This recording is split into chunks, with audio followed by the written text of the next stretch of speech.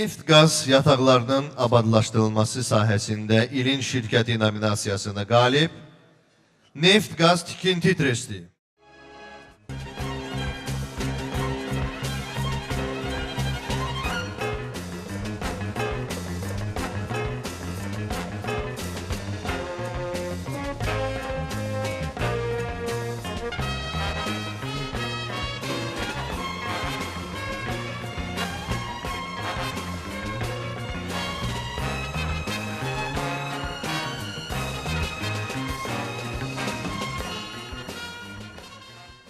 Ve mükafatı almak için səhnəyə Neft Qaz Tikinti Trestinin müdiri cənab Mirkazım Abbasov dəvət olunur.